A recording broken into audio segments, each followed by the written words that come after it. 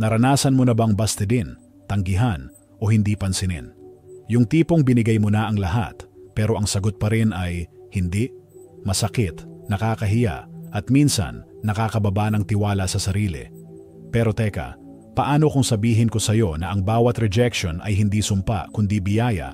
Ayon sa Stoic na si Marcus Aurelius, ang tunay na lakas ay hindi nakikita sa dami ng tagumpay, kundi sa paraan ng pagtayo sa gitna ng pagtanggi. Ang bawat no ay hindi pader para hadlangan ka, kundi direksyon para itama ang landas mo. Isipin mo ito, isang pintuan ang isinara sa harap mo, pero dahil doon, napilitan kang lumiko, at sa kabila, may mas malaking pinto palang naghihintay, mas bagay sa'yo, mas aligned sa growth mo.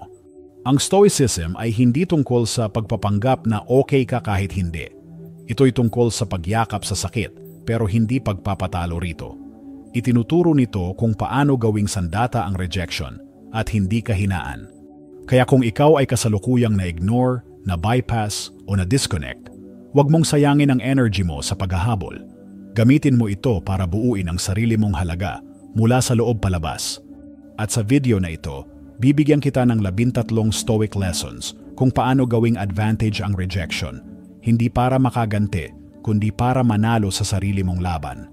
Kaya kung ready ka nang baliktarin ang bawat no at gawing yes sa sarili mong kapalaran, like, share, at subscribe ka na. Dahil dito sa channel na ito, tinuturo natin kung paanong kahit sa pinakamasakit na pagtanggi, may aral, may lakas, at may Stoic wisdom na naghihintay. Tara, simulan na natin ang laban. Number 1. Hindi ka talo, mas panalo ka. Kapag tinanggihan ka, automatic ba agad na talo ka? Hindi. Sa Stoic philosophy, ang rejection ay hindi katapusan, kundi simula ng bagong direksyon. Isipin mo ito, may isang opportunity kang gustong-gusto. Trabaho, relasyon, project, pinaghirapan mo, pero sa dulo, hindi ikaw ang pinili. Masakit, oo. Pero paano kung hindi pala iyon ang nararapat sa'yo? Ayon kay Marcus Aurelius, ang hindi nangyari ay hindi talaga dapat mangyari. Simple pero malalim. Kapag may nawala, baka hindi ito loss, kundi divine protection. O kaya, redirection. Maraming tao ang bumagsak sa buhay hindi dahil tinanggihan sila, kundi dahil nagpaapekto sila rito. Ang Stoic mindset ay nagtuturo. Huwag kang manatili sa rejection. Gamitin mo ito para i-redirect ang energy mo. Halimbawa, na-reject ka sa trabaho. Baka dahil may mas bagay na opportunity na mas angkop sa skills mo. Naiwan ka ng taong mahal mo, baka dahil may taong paparating na mas marunong magmahal sa'yo. Hindi ka naimbitahan sa isang event, baka kailangan mo talagang magpahinga. Kapag hindi ka pinili, huwag mong ikahiya. Ipagpasalamat mo dahil nalaman mo agad kung saan hindi ka pinapahalagahan. Ang totoong panalo ay hindi laging makuha ang gusto mo, kundi matutong hindi sirain ang sarili kapag hindi mo ito nakuha. Remember, rejection is not a wall, it's a detour sign. Hindi ito dulo, isa lang itong no na nagbubukas ng mas tamang yes. Kaya mula ngayon, kapag tinanggihan ka, huwag kang lumugmok, tumayo ka, lumakad ka, at magpasalamat. Dahil sa Stoic mindset, hindi ka talo, mas panalo ka. Number 2. Huwag kang mag-react base sa emosyon. Sa bawat pagtanggi, natural lang ang makaramdam ng galit, lungkot o hiya. Tao ka, may damdamin ka. Pero ayon sa Stoicism, hindi lahat ng nararamdaman mo ay kailangan mong sundin. Si Marcus Aurelius mismo ang nagsabi, "If you are distressed by anything external, the pain is not due to the thing itself, but to your estimate of it." Ibig sabihin, hindi talaga yung rejection ang sumasakit, kundi kung paano mo ito binibigyan ng kahulugan. Kapag tinanggihan ka, huwag mong hayaan na ang emosyon ang maging driver ng kilos mo. Oo, masakit. Pero hindi ibig sabihin na kailangan mong magalit, manumbat, o maghabol. Ang Stoic mindset ay nagsasabing, pause, huminga, mag-isip. Imbes na magpadala sa emosyon, gamitin ito bilang signal. Tanungin ang sarili, bakit ako naiinis? Anong insecurities ang tinamaan? May matututunan ba ako dito? Ang goal ay hindi maging bato. Ang goal ay maging master ng sarili mong damdamin. Kapag kalmado ka sa gitna ng pagtanggi, may dalawang bagay kang naipapakita. Una, hindi ka kontrolado ng ibang tao. Pangalawa, may respeto ka sa sarili mo. Hindi mo kailangan makipag-away para lang mapatunayan na nasaktan ka. minsan ang pinakamatinding sagot ay ang katahimikan na may dignidad.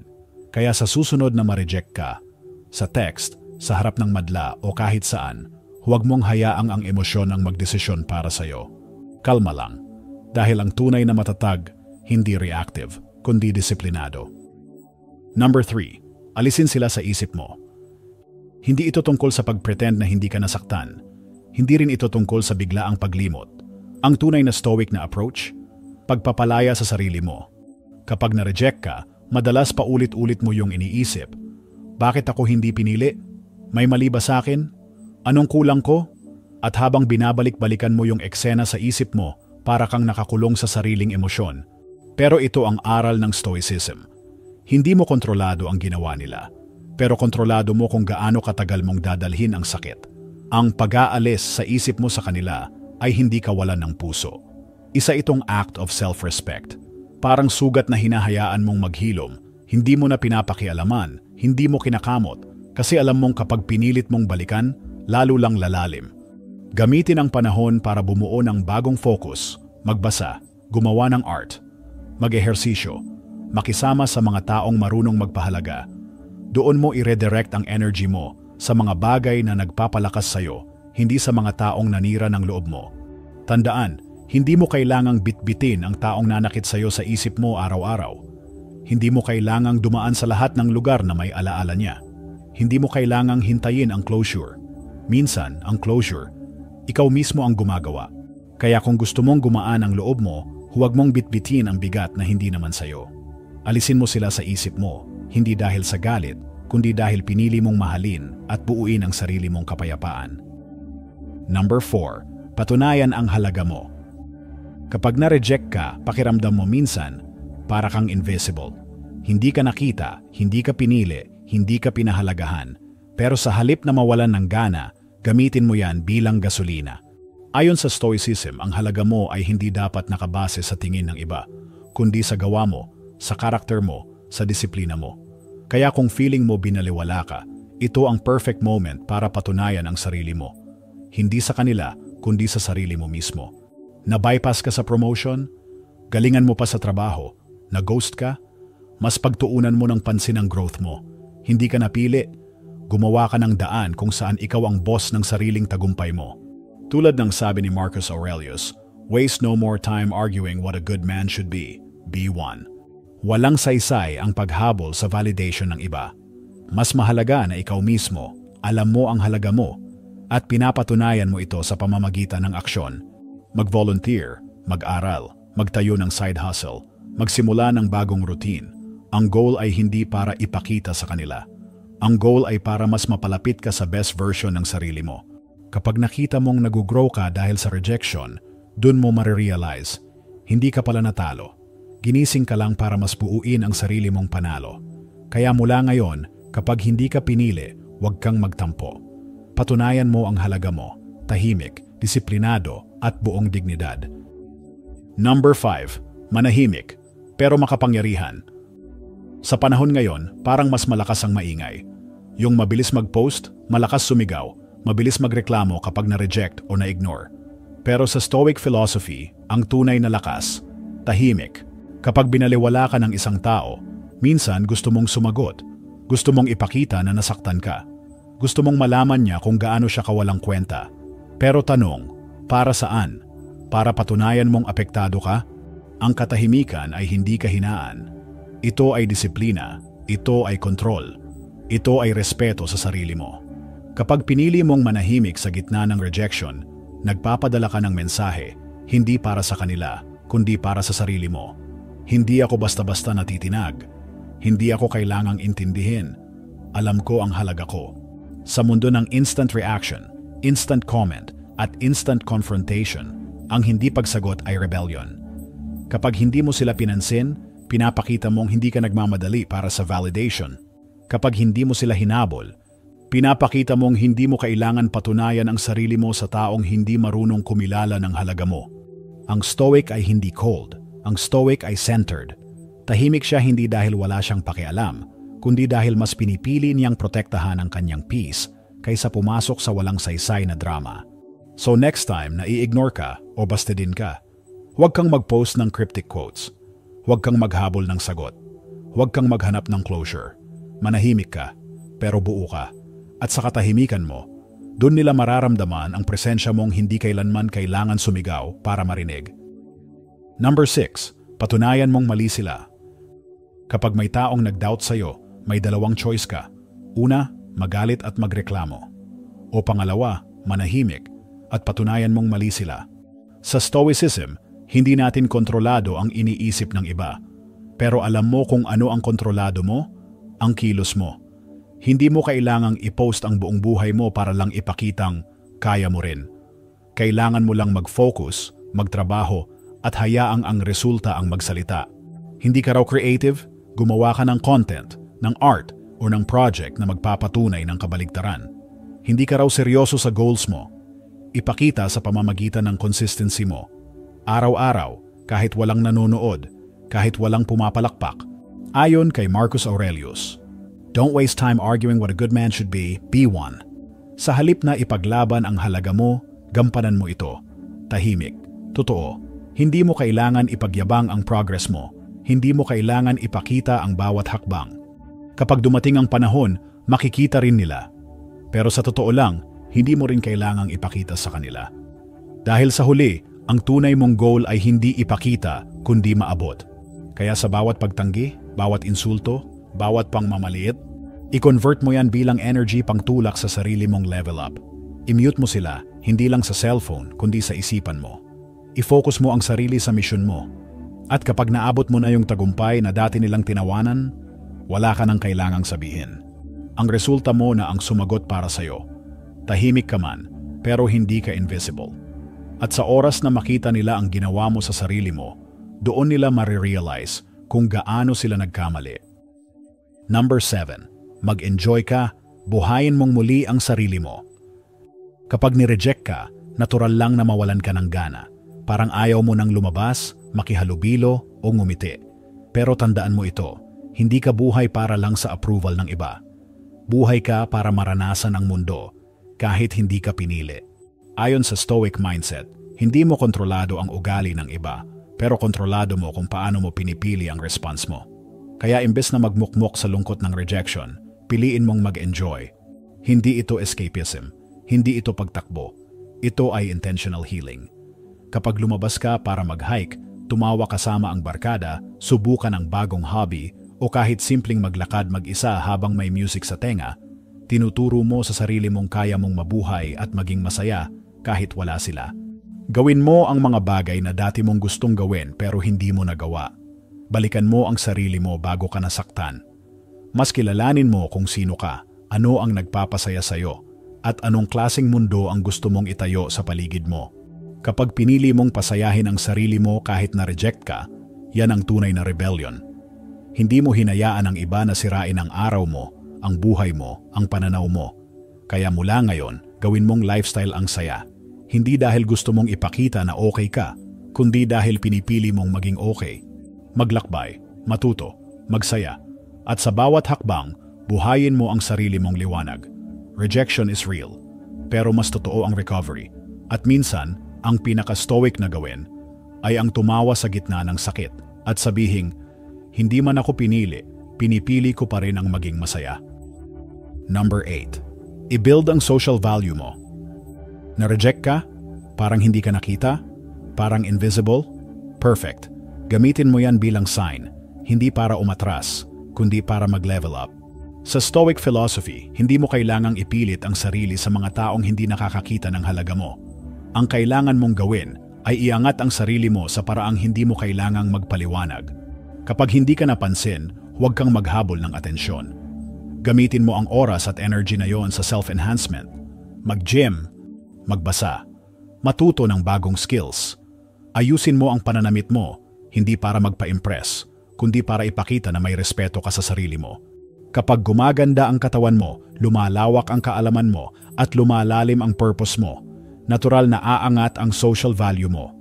At hindi mo kailangang ipagsigawan yon. Ang tunay na stoic, tahimik lang. Pero ramdam ang presence. Hindi siya loud, pero may bigat. Hindi siya sikat, pero may dating. Sumali sa mga grupo na pareho ng values mo. makipag-network, tumulong sa iba, maging asset sa community. Hindi para magpasikat, kundi para maging totoo sa growth mo. Tulad ng sabi ni Epictetus, first say to yourself what you would be, and then do what you have to do. Kaya kung dati-rate, parang nasa gilid ka lang ng eksena, ngayon, ikaw ang eksenang gusto nilang makasama. Hindi dahil nagbago sila, kundi dahil nagbago ka. At sa pag-angat mo, hindi mo kailangan silang pabagsakin. Tama na ang pagtaas ng kalidad ng buhay mo para maintindihan nilang mali silang balewalain ka.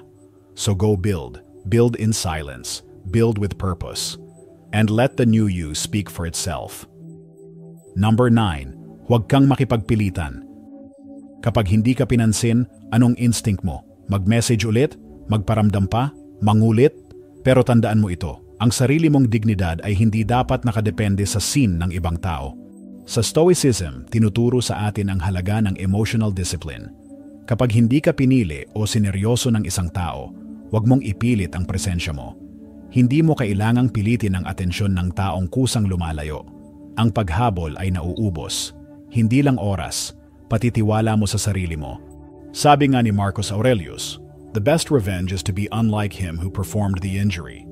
Kung sila ay mapagpabaya, maging mapagpahalaga ka, pero una sa lahat, sa sarili mo. Kapag hindi ka invited, huwag kang sumingit. Kapag hindi ka kinakausap, huwag kang pilit na magkwento. Kapag hindi ka pinapansin, baka panahon na para pansinin mo ang sarili mo. Hindi mo kailangang sumayaw para lang mapansin. Ang mga taong totoo sa'yo, hindi mo kailangang habulin. Dumarating sila, kusa, buo, at may respeto. At kung ang pakiramdam mo ay parang nilalamig ang mundo sa'yo, yakapin mo ang sarili mong init. Maglaan ng oras para buuin ang sarili. Gamitin mo ang rejection para i-remind ang sarili mo kung sino ka talaga. Sa bawat pagkakataong hindi ka pinapansin, ang sagot mo ay hindi pilitin, kundi tumindig. Tahimik, matatag, at may dignidad. Dahil minsan, ang pinakamalakas na sagot ay ang hindi pakikipagpilitan. Number 10. Panatilihin ang katahimikan bilang respect sa sarili. Kapag na-reject ka, madaling isipin na kailangan mong ipaliwanag ang side mo, ipaglaban ang sarili mo, o gumawa ng eksena para mapansin. Pero sa Stoicism, may mas matinding sagot kaysa sigaw o drama. Katahimikan. Ang katahimikan ay hindi pagiging mahina. Ito ay pagpili ng kapayapaan kaysa kaguluhan. Kapag pinili mong manahimik, hindi ka sumusuko, pinapakita mong hindi ka basta-basta. Sa panahon ngayon kung saan lahat gustong magsalita agad, ang pagiging tahimik ay nagiging sign of strength. Hindi ito pag-iwas, kundi pagrespeto sa sarili mong emosyonal na espasyo. Kapag hindi mo pinatulan ang mga taong hindi marunong rumespeto, kapag hindi mo pinilit ang koneksyon na hindi totoo, at kapag hindi mo pinilit ang validation na hindi mo naman kailangan, yan ang tunay na paninindigan. Sabi nga ng Stoic philosopher na si Seneca, sometimes even to live is an act of courage. At sa panahon ng pagtanggi, ang mabuhay ng tahimik pero matatag ay isang uri ng tapang. Ang katahimikan mo ay hindi lang basta walang salita. Ito ay isang malinaw na mensahe na kaya mong i-handle ang sakit, na hindi mo kailangan ng atensyon nila para maging buo, at napipiliin mong huwag bumaba sa level ng mga taong hindi kayang i-handle ang sarili nilang emosyon. Kaya kapag tinanggihan ka, iwanan mong tahimik, hindi dahil duwag ka, kundi dahil may respeto ka sa sarili mong dignidad. Sa mundong maingay, ang tahimik na tao na may paninindigan, siya ang pinakamatatag. Number 11. Huwag magmakaawa ng atensyon. Kapag hindi ka pinapansin, parang natural na gusto mong ipakita na andito pa ako. Gusto mong maramdaman nilang may na-miss sila. Pero sa Stoicism, ang pagmamakaawa ng atensyon ay kabawasan sa sarili mong halaga. Hindi mo kailangang sumayaw sa harap ng mga taong hindi ka kayang pakinggan. Hindi mo kailangang magbago para lang sila mapatingin. Hindi mo kailangang gumawa ng eksena para lang mapansin ka. Ayon kay Epictetus, if you want to improve, be content to be thought foolish and stupid. Hindi mo dapat iniisip kung anong tingin nila sa'yo. Mas mahalaga ang tingin mo sa sarili mo. Kapag alam mong mahalaga ka, kahit isin ka, i-ignore, o hindi ka isama, hindi mo kailangang gumalaw para sa atensyon. Mag-focus ka sa sarili mong buhay. Gawin mong mas masaya, mas meaningful, mas puno ng growth. Hindi dahil gusto mong ipamukha sa kanila na okay ka, kundi dahil talagang okay ka kahit wala sila. Kapag pinili mong hindi maghabol, hindi mamilit, hindi magpakababa, pinapakita mong buo ka. At ang taong buo, hindi kailangang palakpakan para lang maramdaman na importante siya. Let your silence, your peace, your progress be your quiet revolution. Kaya sa susunod na hindi ka pansinin, huwag kang maghabol ng mata, ituon mo ang mata mo sa sarili mong landas. At habang sila ay abala sa pagpansin sa iba, ikaw ay abala sa pagiging mas magaling na ikaw. Dahil sa stoic na buhay, ang tunay na panalo ay yung hindi kailangang ipagsigawan. Number 12. Maging mabait pero may hangganan. Sa bawat pagtanggi o pag-ignore sa atin, minsan ang instinct ay maging sobrang bait, hoping na kapag naging kind ka, mapapansin ka ulit. Pero sa Stoic philosophy, kabutihan ay dapat may hangganan. Kindness doesn't mean self-neglect. Oo, maging mabait, pero huwag mong isugal ang dignidad mo para lang sa pansamantalang atensyon. Kapag pinapakita mong mabait ka kahit hindi ka pinapansin, huwag mong gawing taktika ito para mapansin ulit. Gawin mo ito dahil mabuti kang tao, hindi dahil umaasa ka ng kapalit. Pero kapag paulit-ulit ka ng binabaliwala, kapag kabutihan mo'y ginagamit para abusuhin ang oras at damdamin mo, panahon na para itigil mo yan, hindi dahil bitter ka, kundi dahil may respeto ka sa sarili mo. Ayon sa Stoicism, hindi lahat ng kilos mo dapat may kasamang emotional attachment. Pwede kang ngumiti, bumati, maging professional, pero hindi mo kailangang maging available emotionally sa taong hindi marunong pahalagahan ka. Ang tunay na kabaitan ay hindi pagiging martir. Ito ay pagpili kung saan mo ibubuhos ang kabutihan mo. Sa mga taong marunong gumanti ng respeto, hindi ng cold shoulder. Draw boundaries. Be kind, but firm. Minsan, ang pinakamalakas na uri ng kabaitan ay yung may hangganan. Hanggang dito lang, sapat na. Hindi na para sa'yo ang susunod kong kabutihan. Kaya sa susunod na ma-ignore ka, huwag mong burahin ang kabaitan mo, pero huwag mo ring ibuhos sa basurang walang kakayahang kumilala ng ginto. Kindness plus boundaries equals inner peace. At yan ang Stoic formula na hindi matitinag ng kahit anong rejection. Number 13. Huwag ipakita ang pakikipaglaban mo. Kapag nasasaktan ka, natural lang na gustong-gusto mong ipakita sa mundo. Hoy, hindi ako okay. Gusto mong malaman nila na may epekto sila sa'yo. Pero sa Stoic mindset, may isang aral na mas malalim. Ang tunay na lakas ay hindi ipinaparada. Iniingatan ito. Hindi ibig sabihin na magpanggap kang hindi apektado. Hindi rin ito denial. Ito ay disiplina. Ito ay pagpili na buuin ang sarili mo sa tahimik na paraan kahit walang nakakakita. Kapag ipinakita mo ang bawat luha, bawat breakdown, bawat hinaing, kanino mo ito pinapakita? Sa taong nanakit? Sa taong wala namang pakialam? Huwag. Gamitin mo ang sakit bilang panloob na apoy, panibagong dahilan para bumangon. Tahimik mong buuin ang panibagong ikaw, mas matatag, mas buo, mas kalmado. Sabi nga ni Marcus Aurelius, "The best revenge is not to be like your enemy." At kung ang nanakit sa'yo ay pabaya, insensitive, o manipulative, ang pinakamalakas mong tugon ay ang tahimik mong pag-angat. Kahit umiiyak ka sa loob, lakasan mo ang postura mo sa labas. Kahit nadurog ka, panatilihin mong buo ang tindig mo. Hindi dahil plastic ka, kundi dahil pinipili mong huwag maging alipin ng emosyon mo. Rejection hurts, yes. Pero hindi mo kailangang i-broadcast ang laban mo. Laban mo ito. At kung matalo o manalo ka, ikaw pa rin ang may hawak ng dignidad mo. Tahimik kang lalaban. Tahimik kang gagaling. Tahimik kang babangon. At sa katahimikan mo, doon maririnig ng mundo ang tunay mong tagumpay. Ngayong narinig mo na ang 13 Stoic na paraan kung paano gawing sandata ang rejection, may isang tanong na kailangan mong sagutin. Sa lahat ng no na naranasan mo, alin ang naging daan mo patungong yes para sa sarili mo? Rejection ay hindi sumpa, hindi ito wakas, ito ay daan. Daan para sa mga taong handang lumaban, manahimik at buuin muli ang sarili nila ng may dignidad at disiplina. Kung isa ka sa mga tao na sa halip na sumuko ay piniling tumayo, na sa halip na maghabol ay piniling mag-grow, at sa halip na magalit ay piniling manahimik at magpatuloy, saludo ako sa iyo. Sabi nga natin mula simula, hindi ka talo, mas panalo ka. Dahil pinili mong gamitin ang sakit bilang lakas, at yan ang Stoic spirit. Ngayon gusto kong marinig ang kwento mo. Drop a comment below at i-share ang kahit isang rejection na nagbago sa iyo. O kung gusto mong simple lang, i-comment ang #LakasRejection para ipakitang kasama ka sa mga tahimik pero matatag. Don't forget to like, share, at subscribe kung gusto mong mas marami pang aral ng Stoicism sa wikang naiintindihan ng puso ng Pilipino. At tandaan, hindi mo kailangang maging maingay para marinig. Hindi mo kailangang magpaliwanag para maunawaan. Hindi mo kailangang habulin ang hindi para sa'yo. Kailangan mo lang manindigan, manahimik, at magpatuloy. Dahil sa bawat rejection, may stoic na tagumpay na naghihintay.